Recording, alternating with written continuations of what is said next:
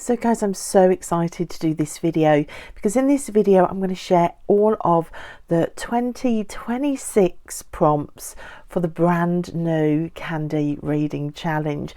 I've had so much fun with the Candy Reading Challenge 2025 and all of those prompts.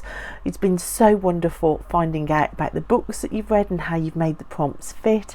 But we are at that time, guys. How are we even here where it's time for the new challenge? So get a pen and paper, grab a drink. I'm going to go through the prompts, I'm going to show you a few examples. We're going to get ourselves up for a brand new reading year and a brand new reading challenge. So I've had so much fun writing and rewriting this list. It's taken me a few months to do, but I'm really happy with the new prompts I've got. I hope you love them too. So we're going to start with January. I thought names. We're naming a new year. January sounds like a pronoun and two names. Let's do a book or a poem or anything you want to read with a name somewhere. So a name in the title or a name drawn onto a cover somewhere. It could be a pronoun. It could also be a title, something that is used to name a person. So any name, title or pronoun on a book and you are there. I have grabbed just a few examples off my shelf. So you could go for a modern book or a modern classic like Cider with Rosie. It's got Rosie on the title.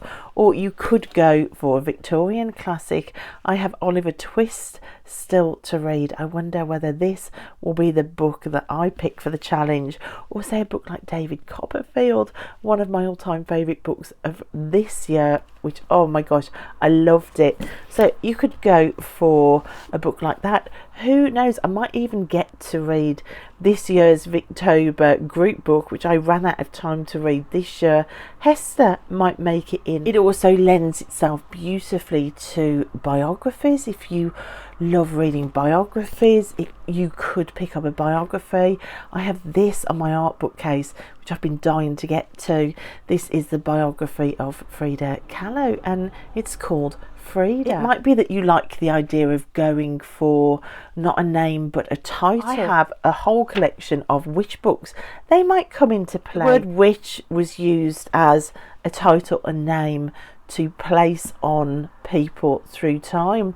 This is a non-fiction book about fairy tales. The witch must die. And thinking about titles, if you love historical fiction, it really lends itself to historical fiction. Here you've got the Queen's Fall, so the word queen. You could take this historical fiction bent and take it into non-fiction. I recently found this in a charity shop. This is The Six Wives of Henry VIII. Not only have you got that title wives in there, but you've got the name of the king as well. So it lends itself to biography, to non-fiction, historical fiction, and basically any type of novel that you can find that's got some sort of name or title or pronoun in it. So that's January. Jan, you, Harry. So February, we are going with the same prompt as last year for February. We are doing the booktube event of Fanguary. Loads of you loved doing Fanguary last year. I loved it. It really pushed me out of my comfort zone. So I'm going to keep that this year as like a prompt, but also a booktube event. So Fanguary in February, we're reading anything to do with vampire fiction. But if you don't like vampires, because some of you said I really dislike vampire stories, then just hold on, because I am going to put a caveat in there for the people who hate vampires but still want to take part in the prompt every single month. But sticking first to the idea of vampires, so you could read or reread the absolute classic that is Bram Stoker's Dracula. I loved this last February. I read it for the first time last February. It really surprised me. It really did surprise me how much I loved it, because I was one of the people last year that came into my own prompt a little bit worried about not liking vampire fiction.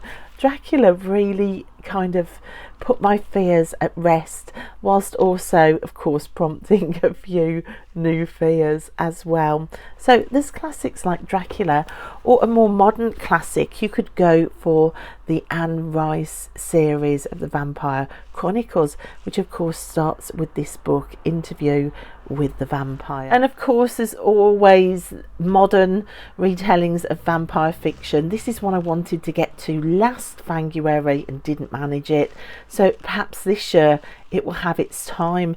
This is Lucy Undying. So there's modern, there's classics, there's all sorts of vampire fiction that you could read. However, last Fanguary I had a few messages saying you've just really sad you can't take part in Fanguary because vampires just freak you out. Now if that is you, I'm going to give 2 clauses so that you can still take part in Fanguary. If you look at these covers, you will spot something about the colourway of vampire books. A lot of vampire books have that colourway of red, white and black covers. So I am going to give you 2 opt-out clauses where you can still take part. The first one is around that theme of colour. You can find any book with a red, black and white cover. You can also use that for Fanguary.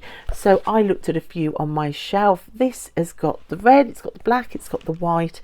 This is The Bloody Chamber, so a feminist retelling of fairy tales by Angela Carter. This would fit for Fanguary because of the colour theme. On my gothic shelf I found the book Nevernight, which I've never read before. It's not a vampire fiction story at all, I don't think it is anyway, but it has got that red, white and black cover on. And then a more modern classic, this kind of fits. You've got the red, you've got the white, you've got some black in there.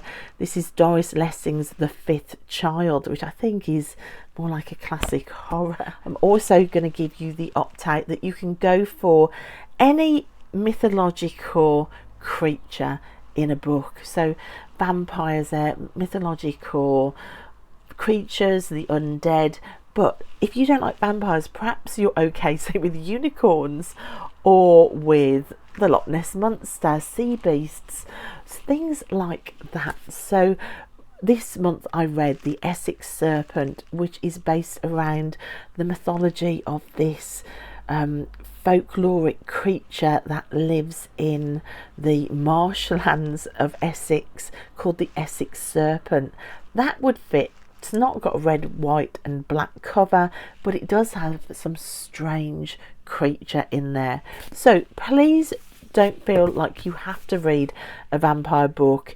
If you really don't want to, you can find a book with a different type of folkloric creature in. You could go for a red, white and black cover. So that's Fanguary for the February prompt. Okay, so we're up to March now, and I thought of the word march. It sounds like a movement word, you're marching. So the prompt for March is going to be around that idea of movement, and the prompt is march, run or skip, something to do with movement. So if you want to go for a classic, Oliver Twist again, you've got that idea of a twist in there. Also, this had to be mentioned, Middlemarch. If you've never read George Eliot's Middlemarch, perhaps March might be the time to start it or read it. I have book 2 of the Morganville Vampires book, which is called The Dead Girl's Dance. We've got the word dance in there. I mean, perhaps I might read book 1 in February and then go into March with book 2. That would fit both of those months' prompts. You've got modern classics like Laurie Lee, As I Walked Out One Midsummer Morning. You've got that idea of walking in there. So you get the gist of it. Or it might be that you go for objects that move or transport that moves. So things like Margaret Drabble's The Waterfall. You've got the word fall in there, but that also that idea of a waterfall is all about movement. Non-fiction could come into it. I have this lovely book of short stories about why women grow. So it's a gardening book, but you've got that word grow in there and the idea of growing things. There is a movement implied there. It might be that you find a book with movement on the cover. A short history of tractors in Ukrainian. We've got a moving tractor on the front. Crossing the river. There is movement implied in the journey in this book title. And also another movement book, Roddy Doyle's The Van, with a picture of a van on the cover. All of those kind of imply movement of some sort. So that is your March prompt. March, run or skip movement words in any way you can make them fit. Okay, so we're up to April now, and I thought of the word April, and the prompt April Fools just jumped into my head. So April Fools, something to do with being tricked or deception or trying to work out the truth. That is your prompt for April. So a book that isn't quite giving you the whole story. So for this, again, you could read classics. You could go for something like Anthony Trollope's He Knew He Was Right, where that's part of the theme, that idea of being deceived or tricked. I haven't read this book yet, one I'm really keen to get to. Of course, the premise in this is there is a husband who is suspicious that his wife has had an affair, and he's just so certain that he's correct. He's certain that he has been deceived or tricked in some way. So that fits beautifully in with the theme. Other books I read this year, I read Wilkie Collins' The Woman in White. I also read Thomas Hardy's The Hand of Ethelberta. In both of these books there is deceit and trickery going on. In The Woman in White, it's trickery by an evil male character tricking and deceiving women in marriage to get hold of money. In The Hand of Ethelberta, it's Ethelberta herself not being honest about her low class family status and the fact that the servants around her are actually family members. So we've got deceit or trickery somewhere in the themes of those books as well. If you don't fancy a classic, you could go for more modern fiction. This is Tove Jansson's book, The True Deceiver. This is a beautiful interplay of character studies where you're not quite sure who is the most deceptive and withholding of their true motives. It's a wonderful book. Anything by Tove Jansson I just recommend wholeheartedly. She was just the most incredible writer. I mean, this might be due a reread for me in April. It might be that you use this month as an excuse to try some mystery fiction. It might be that you decide to go to the great classic of Sherlock Holmes and read a Sherlock Holmes story and watch Holmes and Watson work together to unpick the deception that's happening around them. Or you might go for a modern mystery thriller. This is one that I picked up in a charity shop. This is Anne Cleeves. I've never read any of her work. It's The Dark Wives, one of Britain's best crime writers. So you go for a mystery or a crime novel and watch the deception be unravelled in that. It's not really a genre that I've read a lot of. This is a nice excuse to kind of address that balance a little bit. Well, you might want to go for non-fiction. In here I've got 3 books. So I've got a Charles Dickens biography, A Life by Claire Tomalin. Why would I grab a Dickens biography for deception? Well, I was horrified and saddened to learn that Charles Dickens was not a faithful husband. So there's going to be talks of deception in there. And alongside it, I picked up the mirroring biography by Claire Tomalin of The Invisible Woman, the story of Nellie Ternan and Charles Dickens. This was actually Charles Dickens's mistress. So that might be a nice combination to read. And along with that kind of idea of deception in marriage, this is a non-fiction book about the Victorian age. Good girls make good wives. The lies that we tell to women through the age. So it might be that you pick up a work of feminist history, perhaps. And that leads me to non-fiction books about times in history that have been shut down to help a different narrative. So I've got this book on my shelf which I'd love to read, When God Was a Woman, talking about really the destruction of pagan beliefs and the suppressing of the goddess in faith history to allow a male godhead to appear. So there might be areas of history that you're really interested in, that you feel like there is a gap somewhere which kind of slants history in a way that doesn't tell the whole picture. For me, I've got lots of art books I'd like to get to next year that are around that theme of celebrating only male artists over time, and actually each art movement had a incredible female talent within it that wasn't talked about. In a way, that's a deception of art history. I'm trying to readdress that balance. So books like this, pre-Raphaelite women artists, which talk about the lesser sung heroines of the art movement, it's one I'm really keen to get to. So you can come at this idea of deception, April Fools, by any way that suits you and your reading and what you want to read for the month of April.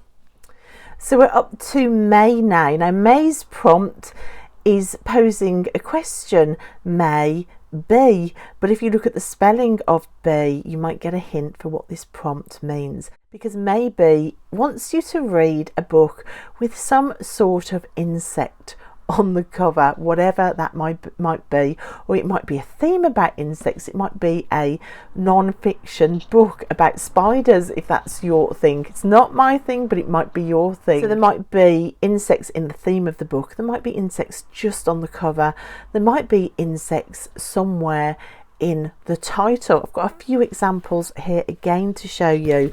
One that I'm definitely keen to read next year is a modern fiction called The Mad Woman's Ball, and if you can see around the edge, there are lots of butterflies on there. There are butterflies as well on this Isabel Allende book, The City of Beasts, so that could be an option. Or possibly this A.S. Byatt book, the children's book, with this beautiful dragonfly on the cover. And look for where the insects are subtly. The more I looked at my shelves, the more I realised that there are insects like hidden away subtly on covers, like in this sort of lace pattern for Elizabeth Gaskell's book Mary Barton. You can see there are butterflies hidden away in the lace there. And on this more modern book, this When Women Were Dragons by Kelly Barnhill, you can see, look here, there are little beetles on the, there's a little beetle down there on the leaf.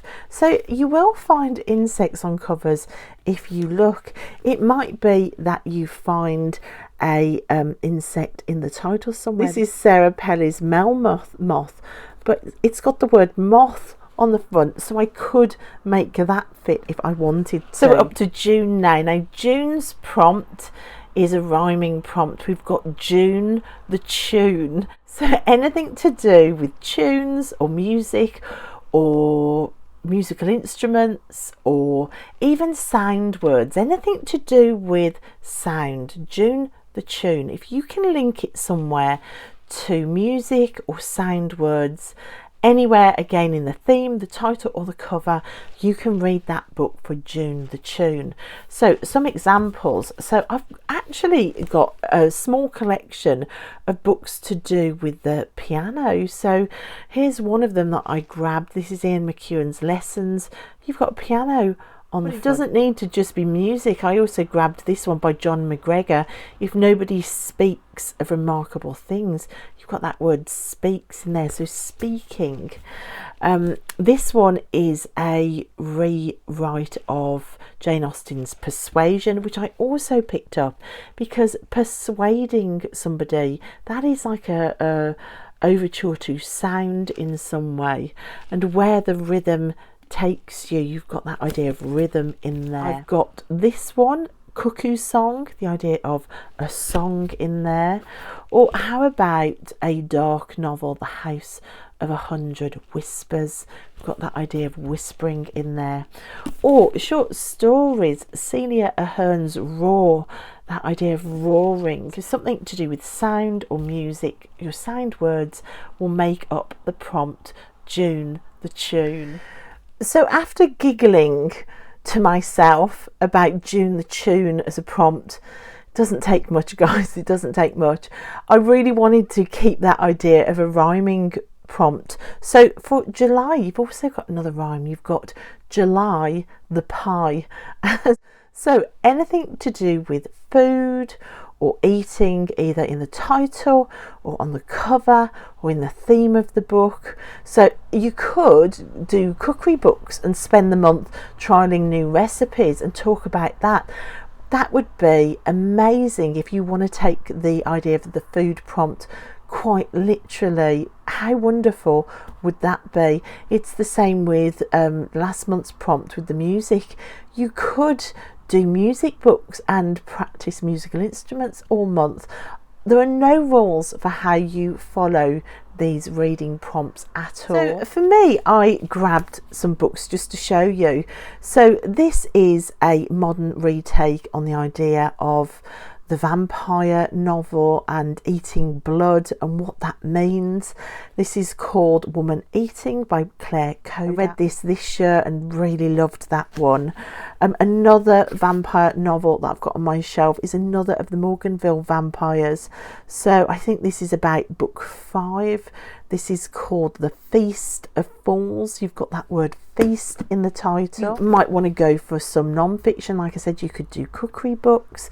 This is a non-fiction book all about mushrooms called Entangled Life. You could even do poetry. I've got Dylan Thomas's Under Milk Wood here. Of course, you've got the word milk there, something that you consume. I found the Guernsey Literary and Potato Peel Pie Society. This novel obviously fits the prompt. Anne Tyler's Digging to America I've never read, but look at the picture on the front. You've got the girl sat with her breakfast things in front of her. That would fit. As would this Gothic tale Northwoods by Danielle Mason, which I've never read. You've got the apple on the front there. Speaking about apples, you might want to do, say, a biblical study of the story of Adam and Eve. Like I said, any way that you want to interpret these prompts, it's completely fine. For normal people, has got a sardine tin, and then you've got Margaret Atwood's Bluebeard's Egg. You've got the word egg in there. Or Phil Rickman's The Wine of Angels. Wine, it's something that you consume. So you get the idea for July the pie. So we're up to August now. Now this year we did Uncanny August, which I loved. But next year in 2026, we're going to go with the prompt Augmenting August. Augmenting, to make something bigger, a size word. So some sort of measurement word. It might be augmenting, making something bigger. You might find a word that's the opposite, making something smaller. Any sort of measurement theme or book cover or something in the title will fit for Augmenting August. I've got some few examples here. So you could go for a classic like Geraldine Dewsbury's The Half Sisters. That word half, you're taking something and making it smaller.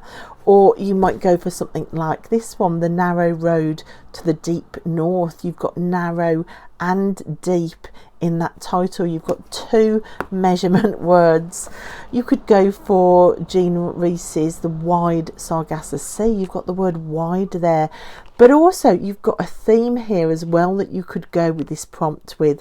The idea of a retelling that augments the original story. So I think retellings could apply in this prompt as well if you picked a retelling to read. So you might just want to go for a straight retelling. This is a retelling of Little Red Riding Hood.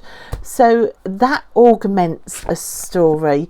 This book just happens to do both. It's got the word wide in the title, and it's a retelling or an add-on book that expands a classic story. You've got books like Claire Keegan's Small Things Like These. Of course, you've got the word small there in the title. Or even something like Sebastian Faulk's Paris Echo. The idea of an echo, it augments a sound, it repeats a sound. I also thought for this prompt, like augmenting your reading, any sort of secondary resource around what you're reading would fit, or any of these sort of companion guides. This is the Cambridge Companion to Thomas Hardy, which I think I might pick, because I think the month before August we finish our Hardy read along, so it might be nice for the following month to read a companion guide. So any secondary sources like that. I've got some non-fiction here. I've got the idea of the shrinking goddess. You've got the word shrinking there. This is about goddess myths, or augmenting history, the story of art without men. This adds in all of the female artists in art history that haven't really been spoken about. A non-fiction art book that would fit the theme. And then finally, a couple of classics that also fit the theme in a slightly different way. You've got Dombey and son, and man and wife. You could also put in wives and daughters. So a title like that, where you've got one word and it's augmented by a second one. So loads of different ways to come at that prompt. So now we're up to September, and I've got another rhyming prompt for you for September. So September's prompt is September remember. So you can come at September remember from a number of ways. Again, you can either come at it from the idea of dreams and things that you're trying to remember. It could be a book about memory, fiction or non-fiction. It could be a nostalgic read for you, something that you read to remember other times. It could be a historical book to remember times gone by. However you can make September remember fit, whether through theme, cover or again title, that will work. It might be also another nice prompt to revisit biographies. I've got a couple of biographies I found recently in charity shops I'd love to get to. So I've got this one, Over the Hills and Far Away, which is the life of Beatrix Potter. Biographies, of course, are a wonderful way to remember somebody's legacy. And I haven't got to this one yet. This is Furious Love, which is a biography about Elizabeth Taylor and Richard Burton and their love affair. So it might be that you pick up another biography. I've grabbed a few books that I think fit, so you might want to go for a classic like William Shakespeare, A Midsummer Night's Dream. Of course, this is all set in a fairy dreamscape where people don't know what's real and what's been dreamt. So that would fit brilliantly for September remember. I also have this copy of The Memory Police, which I haven't read yet. So this is the story of a time where people's memories are purposely being deleted. Really keen to get to that one. It might be that you pick up a book that uses the idea of diaries or old manuscripts to remember things. So here I've got Memoirs of a Geisha. You've got that idea of like memories written down in memoirs or in diaries. So you've got this book as well with the title Do Androids Dream of Electric Sheep? You've got that idea of dreaming in the title. Another way that I thought you could come at this prompt might be like a revenge novel, because revenge novels are all about remembering and holding on to events of the past. So a book that I got given from Julie over at Bookish Travels for my birthday is Estella's Revenge. So this is a spin-off book from Great Expectations, which I just think is going to be fantastic to read. And also, like Wuthering Heights, that fits both ideas of a revenge novel but it also is one of my all-time favourite books, so it would be a nostalgic read for me, a book that I've read a number of times now that would just be lovely to revisit. It's full of nostalgic memories of reading in the past. So revenge novels, nostalgic novels, novels about memory or dreamscapes, or biographies, all could fit for the prompt of September Remember.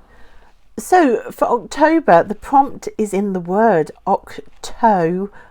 You've got the word toe in there. So I thought, wouldn't it be fun to do a body parts prompt? Or perhaps not so fun, it sounds a bit gruesome. But October, any book with a cover or a title or a theme to do with separate body parts. So a couple that immediately jumped to mind is Dracula and Frankenstein. It's in the story itself. You've got all of the body parts and bits of arms and things in soil in Dracula. You've also got the monster of Frankenstein, made up of different body parts. Both of those classics would fit. Other classics that would fit in a different way are things like Thomas Hardy's A Pair of Blue Eyes. So you've got the idea of just eyes singled out in the title. That would fit. You've got Sarah Waters' book Fingersmith.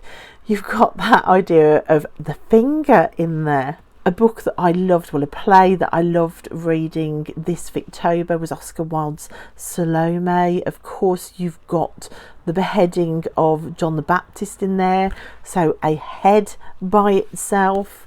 And then you've got titles such as these, Rachel Cain's Ink and Bone, the idea of the bone, or you've got Cornelia Funk's Ink Heart, a heart. You've got Laura Purcell's Bone China, again you've got the word bone.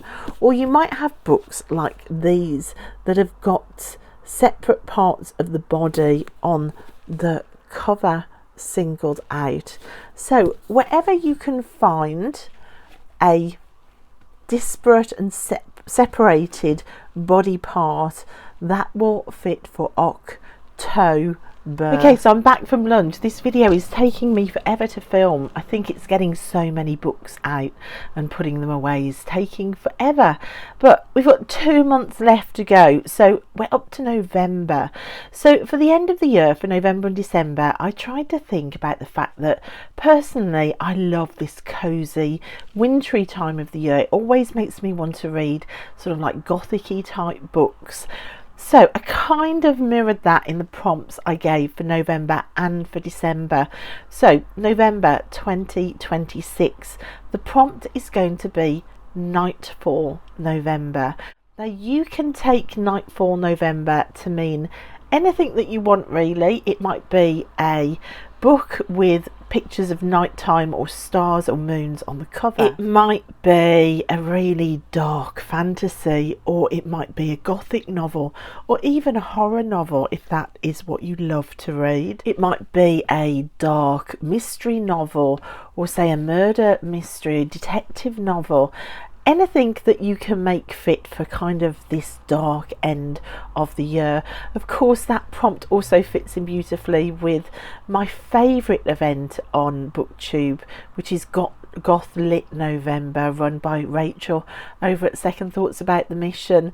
I always adore Goth Lit November, so I just thought Nightfall November would fit beautifully in with that as well. So I've got some books that kind of show the type of thing. So first of all, I went for, say, sort of dark mysteries. There's also got a scene of nighttime on the front. The title, The Devouring Grey, also makes me think of night. We've got a book here, The Girl of Ink and Stars. You've got stars in the title. This is another front cover that would fit. Look, you've got different phases of the moon represented, and you've got a starlit nighttime sky. Or you've got something like Sarah Waters' The Night Watch. It's got the word night in the title, and of course I think this is Gothic as well. I'm not sure, don't quote me on that. For Gothic reads, I grabbed off my shelf some Gothic reads I'm absolutely dying to get to. So you could go for Nathaniel Hawthorne, The House of Seven Gables. Matthew Lewis, The Monk is one that I'm desperate to read. I've just finished Anne Radcliffe, The Mysteries of Udolpho. You might decide to use Nightfall November to explore early Gothic and Anne Radcliffe. Spoiler, I love Anne Radcliffe. If you decide to do that for the 2026 prompt, you will have a great time. Some Gothic novels that I read last November were A Study in Drowning by Ava Reid and Susan Hill's The Woman in Black. Great Gothic reads. There are so many out there. And Perfume is another one that I'm just dying to get to. Perhaps that will be for my Nightfall November.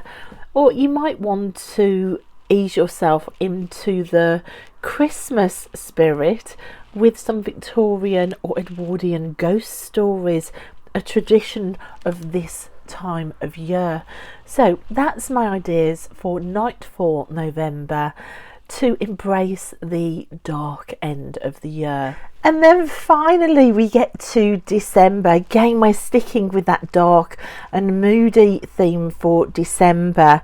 I thought for December 2026 we could bring the liminal into play.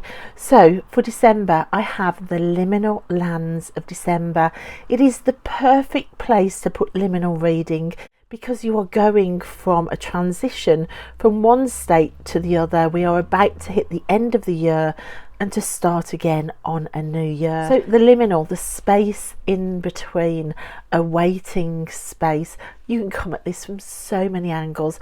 I have done an entire video about liminal reading, but just to give you some quick ideas for the liminal lands of December to help you plan your reading around that, you could go for liminal places where, say, land meets sea, or on the edge of a wood. There are liminal spaces.